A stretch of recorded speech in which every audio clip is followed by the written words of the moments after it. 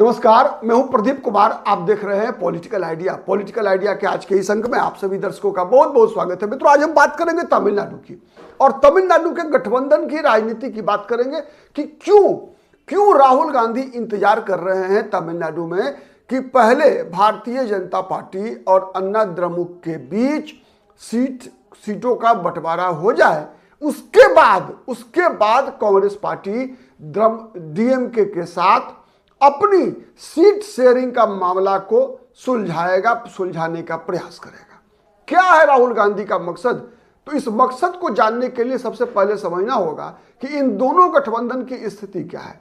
मित्रों, वर्तमान जो परिस्थिति है, अगर हम थोड़ा सा 10 सेकंड के लिए अगर तमिलनाडु की राजनीतिक इतिहास को समझे तो लगभग दो ध्रुवीय रहा है।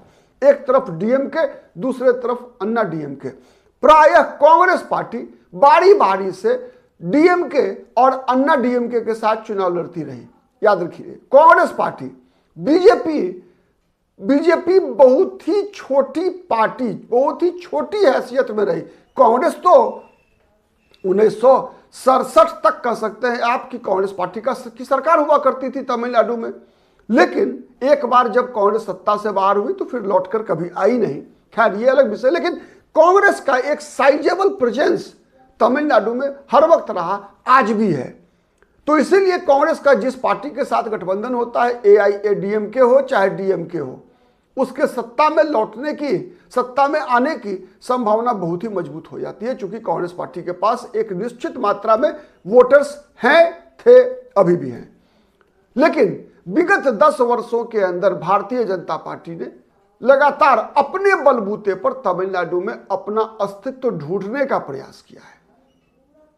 वैसे गठबंधन के सहारे भी भारतीय जनता पार्टी ने कई बार अलग अलग मौकों पर, कभी द्रमुक के साथ और कभी अन्ना द्रमुक के साथ चुनाव लड़कर अपने आप को विधानसभा, अपने प्रतिनिधियों को विधानसभा और लोकसभा का मुंह दिखवाने में कामयाबी पाई है। लेकिन जब बीजेपी अकेले अपने बलबूते पर लड़ी, तब बीजेपी को कोई सफलता नहीं मिली।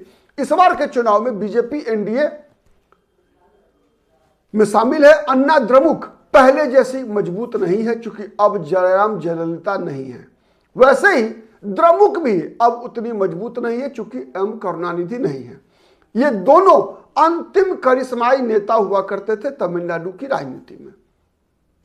तो अब जो बदली हुई राजनीतिक परिस्थिति है, उसमें कहीं ना कहीं इन दोनों राष्ट्रीय राजनीतिक दलों की हैसियत तमिलनाडु में बढ़ती हुई दिखती है। उसका प्रमाण 2024 के लोकसभा चुनाव में भले ही भारतीय जनता पार्टी एक भी सीट जीतने में कामयाब नहीं रही, लेकिन भारतीय जनता पार्टी को मिला हुआ मत प्रतिशत, अकेले अपने बलबूते पर प्राप्त लगभग 11.5% मत प्रतिशत भारतीय जनता पार्टी के लिए एक नए संभावनाओं का द्वार खोल रहा है।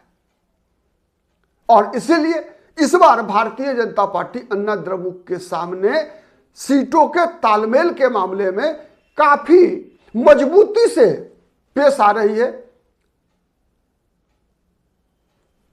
इसी बात पर नजर लगी हुई है तब वहां कांग्रेस पार्टी की, राहुल गांधी की। क्योंकि अगर तीन स्थितियां बनती है मित्रों। भारतीय जनता पार्टी अन्ना द्रमुक के साथ अगर सब कुछ वेल मैनेज्ड अगर गठबंधन होता है, मतलब वो फॉर्मूला, जिस फॉर्मूले के आधार पर 2021 के विधानसभा चुनाव में भारतीय जनता पार्टी और अन्ना द्रमुक चुनाव लड़ी थी, बीजेपी मात्र 20 सीट लड़ी थी तमिलनाडु में, उसके 4 विधायक चुनाव जीतने में कामयाब हुए थे मित्रों। तो अगर बीजेपी 20 सीट ही लड़ती है तो कांग्रेस पार्टी के लिए संकेत होगा कि कांग्रेस भी द्रमुक की शर्तों पर, कांग्रेस 25 सीट लड़ी थी पिछली बार, 25 में 18 जीतने में कामयाबी हासिल हुआ था कांग्रेस को। तो कांग्रेस भी इसका मतलब ये मान लेना चाहिए, कांग्रेस ये मान सकती है कि चलो अभी वो समय नहीं आया है जब द्रमुक के सामने अड़ा जाए। लेकिन अगर भारतीय जनता पार्टी द्रमुक को झुकाने में कामयाब होती है, इसका मतलब बड़ा संदेश जाएगा कांग्रेस पार्टी के लिए भी। अवसर वैसे ही मजबूत हो रहे हैं टीवीके की स्थापना के बाद। थलापति विजय जो तमिलनाडु के बड़े एक्टर हैं और तमिलनाडु की राजनीति में फिल्म अभिनेताओं की क्या हैसियत होती रही है बताने की आवश्यकता है क्या?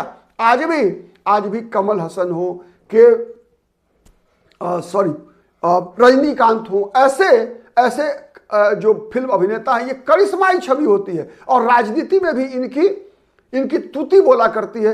विगत दिनों जैसा मैंने बताया, जयललिता, करुणानिधि, इससे जयललिता के राजनीतिक गुरु और अन्ना द्रमुक के संस्थापक एमजी रामचंद्रन, ये सब के सब अभिनेता थे। न केवल तमिलनाडु बल्कि पूरे दक्षिण भारत में अगर आप देखेंगे तो ऐसे फिल्म अभिनेताओं का एक राजनीति में भी एक क्रेज रहा है और करिश्मा रहा है। चाहे एनटी रामाराव रहे हो, चाहे तब कर्नाटक में भी राजकुमार रहे हो, मतलब कई ऐसे अभिनेता और अभिनेत्रियां रही हैं। पवन कल्याण अभी आंध्र प्रदेश में उप मुख्यमंत्री हैं। चिरंजीवी प्रजा राज्यम पार्टी बनाया था उन्होंने, आपको याद होगा, ठीक है। तो ऐसे कई चेहरे रहे हैं तमिलनाडु। सुरेश गोपी जो भारतीय जनता पार्टी के एकमात्र सांसद हैं केरल में, त्रिशूर लोकसभा सीट से, उनका भी फिल्म इंडस्ट्री से ही जुड़े रहे हैं। तो तमिलनाडु और केरल, आंध्र प्रदेश, कर्नाटक ऐसे राज्यों में तमिल, कन्नड़, मलयालम फिल्मों के अभिनेता अभिनेत्रियों की एक राजनीति में एक अलग करिश्मा रहा है। तो थलापति विजय के करिश्मे में क्या ताकत है, इस बात को साबित करता है कि कांग्रेस के कई नेता, कांग्रेस के कई सांसद, मणिकम टैगोर, माना जाता है कि वो केसी वेणुगोपाल के बहुत ही नजदीकी हैं। मणिकम टैगोर ने खुलेआम राहुल गांधी से मांग किया है कि भाई आप हम लोग को टीवीके के साथ गठबंधन पर विचार करना चाहिए। टीवीके के प्रवक्ता बता रहे हैं कि नहीं, उनको डीएमके से एलर्जी है, कांग्रेस से कोई एलर्जी नहीं है। यहां तक कि कांग्रेस पार्टी के बारे में बताया जो टीवीके के प्रवक्ता है उन्होंने कि राहुल गांधी और थलापति अच्छे दोस्त हैं, विजय अच्छे दोस्त हैं, हमारा डीएनए मिलता है कांग्रेस पार्टी के साथ। टीवीके ने कहा कि वो बीजेपी के साथ गठबंधन नहीं चाहते, लेकिन इसमें एक पेच है, इसलिए भी राहुल गांधी की नजर लगी हुई है। बीजेपी का सीट शेयरिंग फॉर्मूला क्लियर हो, उसके बाद वो अपना ऑपरेशन शुरू करेंगे। इसलिए कि बीजेपी की नजर में भी टीवीके भी एक विकल्प है। भले ही आज थलापति विजय ने मना किया है कि नहीं, बीजेपी के साथ वो जाना नहीं चाहते, लेकिन कहावत है राजनीति संभावनाओं का खेल होता है। अगर मान लीजिए कांग्रेस पार्टी अगर टीवीके के साथ नहीं गई तो बीजेपी जा सकती है, तब तो टीवीके के पास मजबूरी होगी। क्योंकि तमिलनाडु में एक चीज तो स्पष्ट है कि हर दल, हर गठबंधन को गठबंधन की राजनीति करनी पड़ती है। आज भी डीएमके के साथ कई पार्टियां हैं, अन्ना डीएमके के साथ कई पार्टियां हैं, वहां वीएसके है, वहां टीएमके है, पट्टाली मक्कल कांची है, वहां डीएमडीके है, वहां वाइको की पार्टी है। तो कई अलग अलग पार्टियां हैं, अलग अलग जाति समूहों की पार्टियां हैं तमिलनाडु में। तो इसीलिए विजय की भी मजबूरी है गठबंधन करना, चाहे वो कांग्रेस से करे या भारतीय जनता पार्टी से साथ करे। अगर कांग्रेस ने नकारा तो बीजेपी के साथ जा सकती है, या फिर क्या अमित शाह, क्या नरेंद्र मोदी बीच में इंटरफेयर करेंगे? क्या विजय कांग्रेस के बदले बीजेपी के साथ गठबंधन कर लेगी? और ये सब तब होगा क्योंकि बीजेपी के लिए भी फर्स्ट चॉइस है एआईएडीएमके, टीवीके की तुलना में फर्स्ट चॉइस।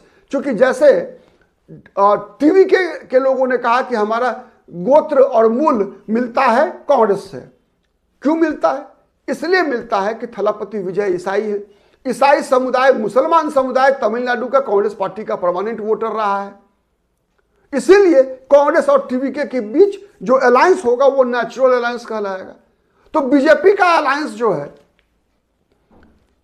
एआईएडीएमके के साथ नेचुरल अलायंस होता है। क्यों होता है? आपको याद कीजिए, तमिलनाडु एक ऐसा राज्य रहा है मित्रों जहां पर कि डीएमके की राजनीति का सबसे बड़ा आधार रहा है हिंदुत्व और सनातन विरोध। वही जयललिता लगातार सॉफ्ट हिंदुत्व का कार्ड खेलती रही है तमिलनाडु में। सॉफ्ट हिंदुत्व का कार्ड जयललिता खेलती रही है तमिलनाडु में। ये एक, चाहे वो राम जन्मभूमि का मामला रहा हो, चाहे वो कॉमन सिविल कोड का मामला रहा हो, चाहे कश्मीर में धारा 370 हटाने का मामला रहा हो, हर मामले पर भले ही जयललिता बीजेपी के साथ नहीं होती थी, लेकिन मुद्दों के आधार पर, इन मुद्दों पर जयललिता का साथ बीजेपी को लगातार मिला करता था। इसीलिए जो नेचुरल अलायंस है भारतीय जनता पार्टी का वो AIADMK के साथ है। लेकिन यह भी सच है कि केरल और तमिलनाडु दोनों पड़ोसी राज्य हैं, और केरल में जो लहर है, जो ईसाई समाज के अंदर असंतोष है कि वो कांग्रेस के साथ नहीं जाना चाहती, क्योंकि केरल के ईसाइयों को लगता है कि वहां जो PFI है, जो SDPI है, जो मुस्लिम वक्फ बोर्ड की जो राजनीति है, जमायते इस्लामी की जो राजनीति है, कांग्रेस के साथ मुस्लिम लीग के रहते हुए ईसाई समाज के इंटरेस्ट को कांग्रेस पार्टी प्रोटेक्ट नहीं कर सकती। इस कारण से केरल के ईसाई समाज के लोग बीजेपी की तरफ बढ़ चले हैं। तो क्या केरल के ईसाइयों का झुकाव, रुझान जब बीजेपी की तरफ बढ़ता हुआ दिख रहा है, तो क्या उसकी हवा पड़ोसी राज्य तमिलनाडु में भी पहुंच रही है?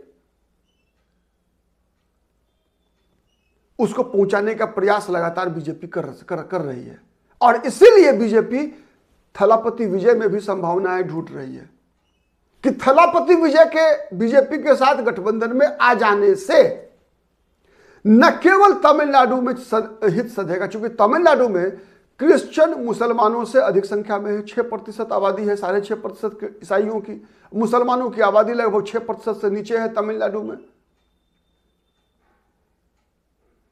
तो ये एक बड़ा कारण है जिस कारण से भारतीय जनता पार्टी भी TVK के पीछे पड़ी है।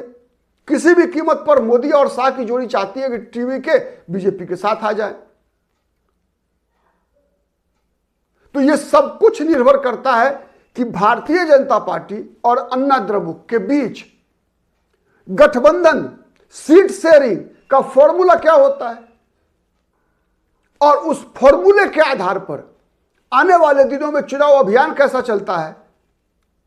तो चुनाव अभियान का तो आज इंतजार नहीं किया जा सकता, लेकिन बहुत कुछ संकेत देगा सीटों का समीकरण, वो समीकरण जो सीट शेयरिंग, सीट फॉर्मूला निकल कर आएगा बीजेपी और AIADMK के बीच, कि साथ ही बीजेपी और AIADMK मिलकर अपने अन्य सहयोगियों, चाहे वो पनीर सेल्वम हो, चाहे वो दिनाकरन हो, चाहे वो शशिकला हो, चाहे वो पट्टाली मक्कल कांची हो, चाहे वो S रामदास हो, चाहे वो A रामदास हो, या फिर कोई और नया इंट्रेंट वाइको जैसी पार्टियां क्या NDA में आती हैं, इन सब चीजों पर कांग्रेस पार्टी गहरी नजर लगा के बैठी है, और अगला पासा कांग्रेस राहुल गांधी फेंकने वाले हैं इसके बाद।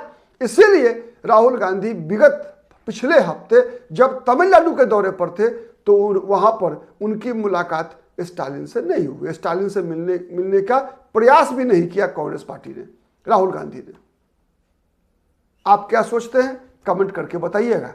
आज इस मुद्दे पर इतना ही, फिर मिलेंगे किसी अन्य मुद्दे पर। और अब तक यदि पॉलिटिकल आइडिया को सब्सक्राइब नहीं किया है तो प्लीज सब्सक्राइब कर लीजिए।